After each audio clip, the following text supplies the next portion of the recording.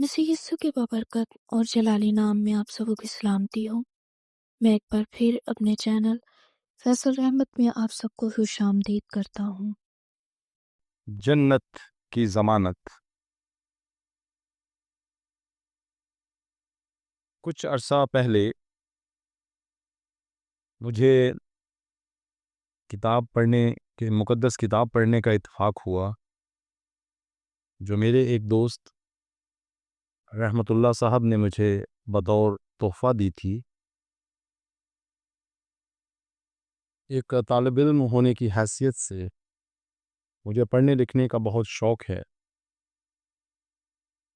इस सबब से मैंने इस किताब का शुरू से आखिर तक मुतालिया किया। इस किताब के मुतालिया में मुझे एक अरसा तो लगा, मगर मैंने इससे बहुत कुछ सीखा। एक हकीकत जो बारहा मेरे मुतालिया में आई, वो ये थी कि जो लोग अल्लाह पर ईमान लाए और नेक काम करते हैं, वो जन्नत में दाखिल होंगे। जब बारहा इस हकीकत पर मेरी नज़र पड़ी, तो मैं ज़रा रुक जाता और काफ़ी देर तक इस हकीकत पर सोचता रहता और कई ख़याल मेरे दिल में आते रहे। चुनाचे मैंने खुद गर्ज़ बनना मुनासिब नहीं समझा, बल्कि ये चाहा कि जो बात मेरे दिल में आई है, वो अपने तक महदूद ना रखूं, बल्कि दूसरों तक भी पहुंचाऊं। इसी सबब से मैंने कलम उठाया कि इस मज़मून पर तहरीर कर पाऊं। मैं इस बात से बिल्कुल मुत्तफ़िक हूं कि अगर इंसान अल्लाह ताला पर ईमान लाए और नेक ईमाल करे, तो वो जन्नत में जाएगा, और इसमें किसी भी पहलू के एतबार से शक व शुबा की गुंजाइश नहीं है। अब सोचना ये है कि हम अल्लाह ताला पर ईमान तो ले आए, लेकिन वो नेक अमाल कौन से हैं जिन पर अमल पैरा होने से गुनाहगार शख्स की बिगड़ी बन जाए और वो जन्नत का वारिस हो सके।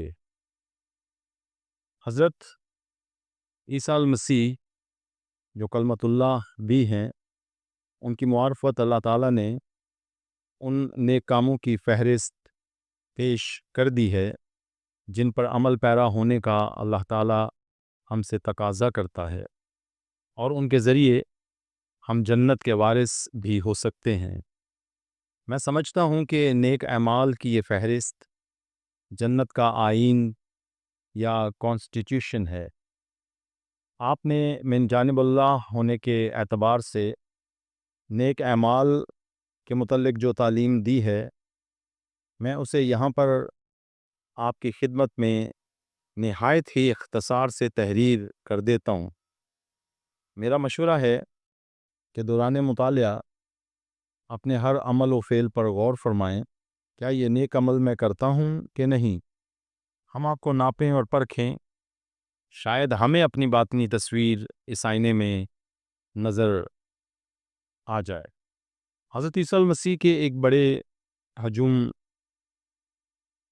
को देखकर कोहे ज़ैतून पर तशरीफ़ ले गए। जब आप वहाँ तशरीफ़ फरमा हुए, तो आपके सहाबी भी आपके पास आ गए, और फिर हज़रत ईसा मसीह उन नेक कामों की फहरिस्त पेश करने लगे। मुबारक हो तुम जो दिल के गरीब हो, क्योंकि जन्नत के वारिस तुम ही होगे। मुबारक हो तुम जो दीनदारी की वजह से इस दुनिया में दुख उठाते हो, क्योंकि तुम आखिरत में तसल्ली पाओगे। मुबारक हो तुम जो हलीम और फ़रोतन हो, क्योंकि तुम ही ज़मीन के वारिस ठहरोगे। मुबारक हो तुम जो नेकी और पाकीज़गी के ख़्वाहां हो, क्योंकि तुम्हारी ही जानें आराम पाएंगी। मुबारक हो तुम जो दूसरों पर रहम करते हो, क्योंकि तुम पर भी रहम किया जाएगा। मुबारक हो तुम जिनके दिल पाक हैं, क्योंकि तुम ही दीदारे इलाही हासिल करोगे। मुबारक हो तुम जो सुलह कराते हो, کیونکہ تم اللہ تعالیٰ کے حبیب کہلاؤ گے۔ مبارک ہو تم جو نیک نامی کے سبب سے ستائے جاتے ہو، کیونکہ تم ہی جنت کے وارث ہوگے۔ مبارک ہو تم کہ جب تمہارے ایمان کے سبب سے لوگ تمہیں ستائیں، لعنت ملامت کریں اور ہر طرح کی ناحق باتیں تمہاری بابت کہیں، ایسے حالات میں تم خوش ہونا، کیونکہ روز جزا کو تمہارا بہت بڑا اجر ہوگا۔ تمہارا ستایا جانا کوئی نئی بات نہیں ہے، کیونکہ لوگوں نے تو نبیوں کو بھی اسی طرح ستایا تھا۔ نمک و نور، تم زمین کا نمک ہو، اور اگر نمک کی نمکینی جاتی رہے تو پھر وہ کس چیز سے نمکین کیا جا سکتا ہے؟ تب ماسوا باہر پھینکنے کے لوگوں کے پاؤں تلے روندا جائے، وہ کسی کام کا نہیں رہتا۔ تم دنیا کا نور ہو، اور جو شہر پہاڑ پر بسا ہو وہ چھپ نہیں سکتا۔ چراغ جلا کر چراغ داں کے نیچے نہیں بلکہ اوپر رکھا جاتا ہے، تاکہ اہل گھرانہ کو روشنی پہنچے۔ اسی طرح تمہاری روشنی لوگوں کے سامنے اس طور پر چمکے کہ لوگ تیرے اچھے عمل دیکھ کر سبحان اللہ کہہ سکیں۔ قتل و خون، شریعت سے سیکھا ہے کہ تم خون نہیں کرنا، کیونکہ ایسا کرنے والا عدالت کا سزاوار ہوگا۔ لیکن میں یہ کہتا ہوں کہ جو کوئی اپنے بھائی پر ناحق غصے بھی ہوتا ہے وہ بھی عدالت کی سزا پائے گا۔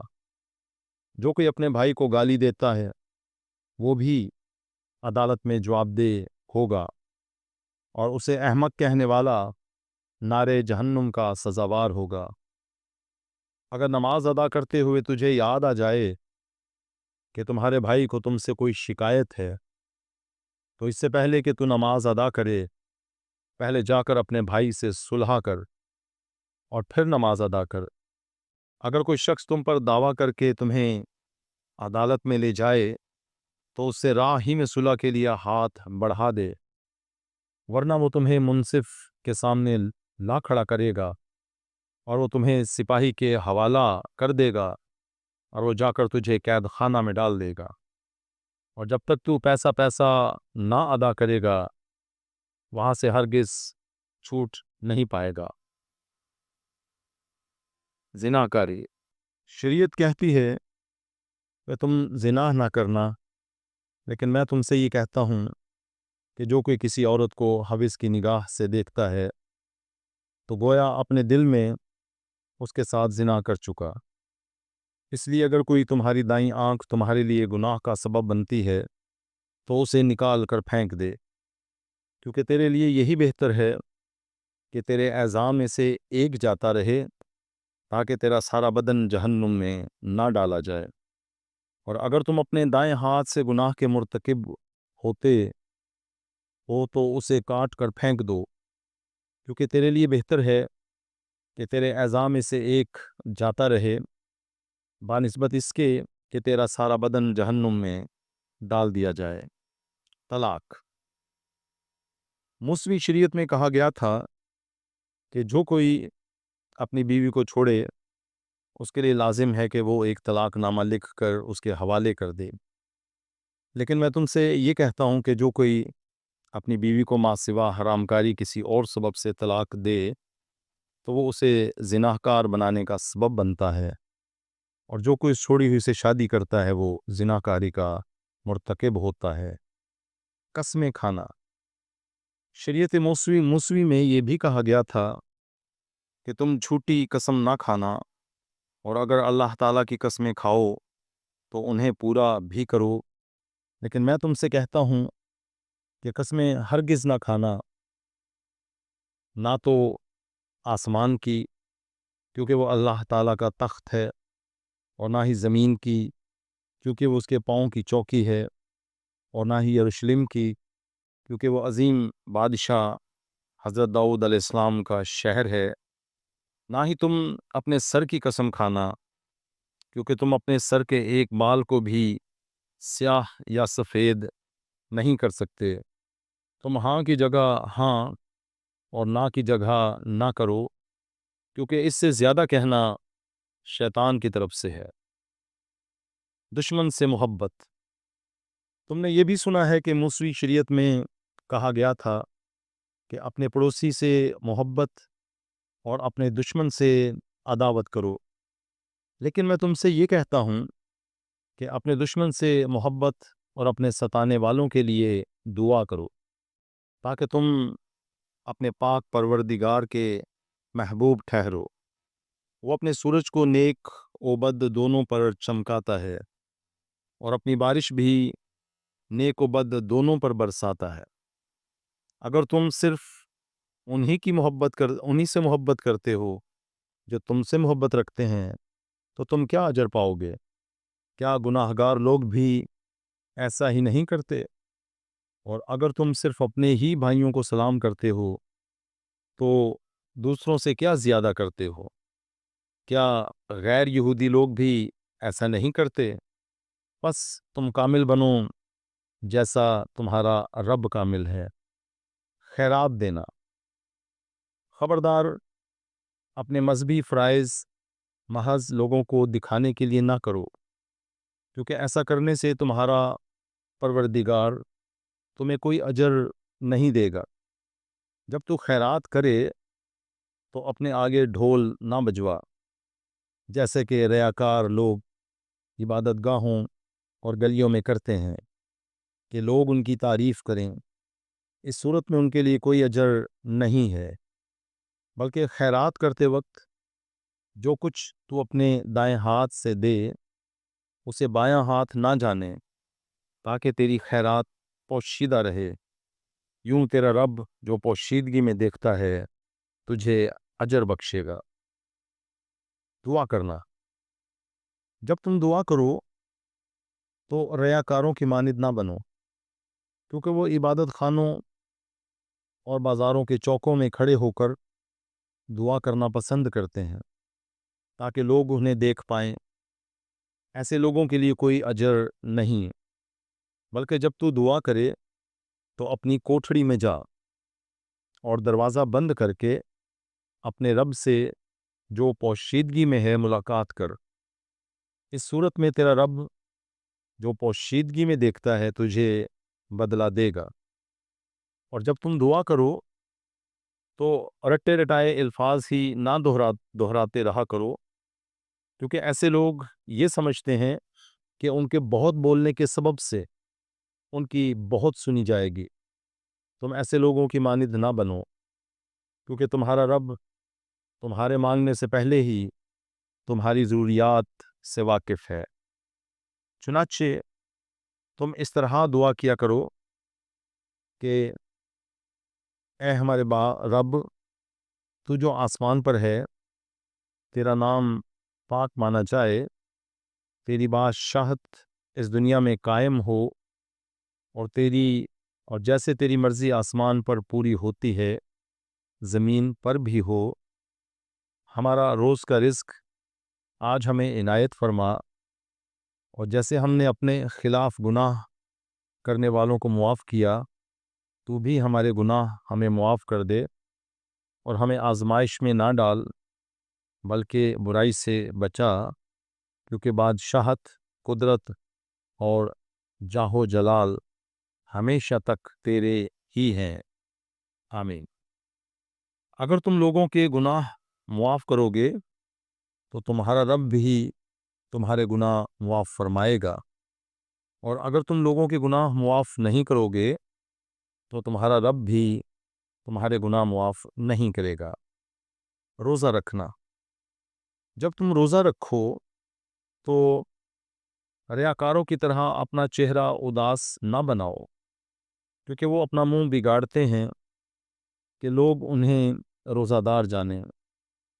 اس صورت میں ان کے لیے کوئی اجر نہیں ہے، بلکہ جب تو روزہ رکھے تو اپنا منہ دھو اور اپنے سر میں تیل ڈال، تاکہ لوگوں کو نہیں بلکہ تیرے رب کو معلوم ہو کہ تم روزہ دار ہو۔ اس صورت میں تیرا رب جو پوشیدگی میں دیکھتا ہے تمہیں اجر دے گا۔ آسمان پر خزانہ۔ اپنے لیے زمین پر مال و دولت جمع نہ کرو جہاں کیڑا اور زنگ لگ جاتا ہے اور چور چرا لیتے ہیں، بلکہ اپنے لیے آسمان پر مال جمع کرو جہاں کیڑا اور زنگ نہیں لگتا اور نہ ہی چور نقب لگا سکتے ہیں، کیونکہ جہاں تمہارا مال ہوگا وہاں ہی تمہارا دل لگا رہے گا۔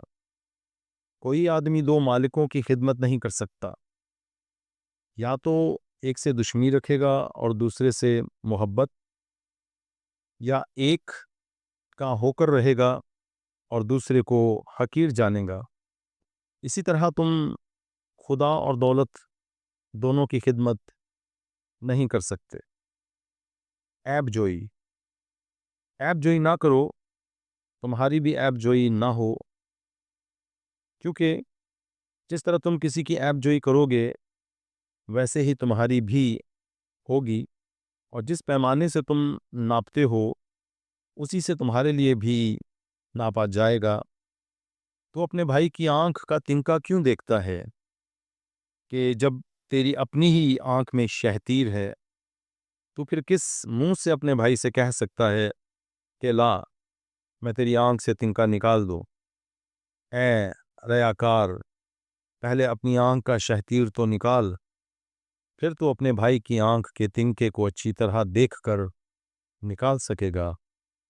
پاک چیز انہیں نہ دو جن کے پاس اس کی قدر ہی نہیں۔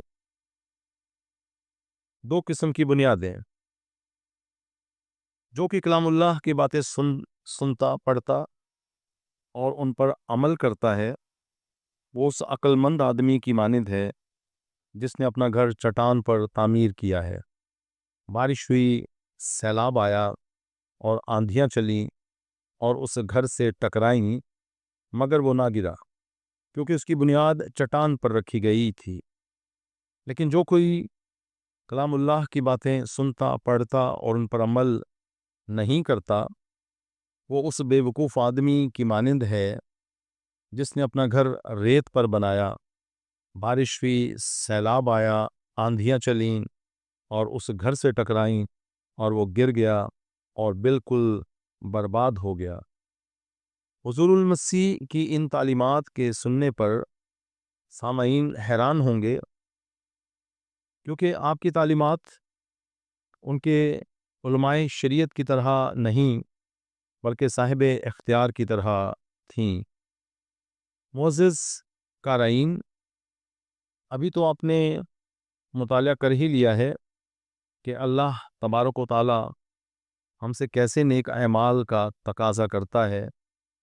یہ ان نیک اعمال کا نچوڑ تھا جو جنت کی ضمانت ہیں۔ یاد رکھیں کہ اللہ تعالی ہم سے یہ توقع کرتا ہے کہ ہم ان نیک اعمال پر 100% عمل پیرا ہوں، جیسا کہ میں پہلے بھی آپ کی خدمت میں عرض کر چکا ہوں کہ یہ نیک اعمال جنت کا آئین ہے۔ اگر ہمارے نیک اعمال 99.99% ہوں پھر بھی ہم مجرم ہیں، کیونکہ اللہ تعالی ہم سے 100% کرنے کی توقع کرتا ہے۔ ذرا غور فرمائیے کہ ایک معمولی سی چیز بھی چوری کرنے والا چور کہلاتا ہے، اور بینک لوٹنے والے کو بھی چور ہی کہا جاتا ہے۔ اللہ کے نزدیک گناہ ہی ہے، خواہ وہ ہمارے نزدیک کتنا ہی چھوٹا یا کتنا ہی بڑا کیوں نہ ہو۔ یہ چھوٹے اور بڑے کا پیمانہ ہم نے بنایا ہوا ہے، اللہ نے نہیں بنایا ہے۔ چنانچہ اللہ تعالیٰ فرماتا ہے کہ کوئی بھی نیک نہیں ہے، ایک بھی نہیں، اور سب انسان گناہ گار ہونے کے سبب سے میری قربت سے محروم ہیں۔ ایک نبی فرماتے ہیں کہ اللہ تعالیٰ کی آنکھیں ایسی پاک ہیں کہ وہ بدی کی طرف دیکھنا بھی نہیں چاہتا۔ آئے ہم اپنے بارے میں سوچیں کہ اگر میرے اعمال ہی راست نہیں ہیں تو نار جہنم سے بچنے کی کوئی میرے لیے امید ہے کہ نہیں؟ میں آپ کے حوصلے کے لیے کہتا ہوں کہ یقیناً امید ہے، اور وہ امید کیا ہے؟ مجھے افسوس ہے کہ اس چھوٹے سے کتابچے میں یہ سب کچھ لکھنا ممکن نہیں۔ میں آپ سے درخواست کرتا ہوں کہ آپ انجیل شریف کا مطالعہ کریں، جو آپ کسی بھی مسیحی شخص یا مسیحی کتب خانے سے بآسانی خرید سکتے ہیں، اور اگر ایسا ممکن نہیں ہے تو مجھے لکھیں تاکہ آپ کو بذریعہ ڈاک مفت خط و کتابت کے ذریعے کورس بھی کروا سکوں، اور اس کے ساتھ ہی انجیل شریف بھی بطور تحفہ آپ کی خدمت میں پیش کر سکوں۔ دیے ہوئے پتہ پر آپ لکھیں، اور اس ضمن میں آپ کی مدد کرنا میں اپنے لیے اعزاز سمجھوں گا۔ آپ کا بھائی نوید ملک۔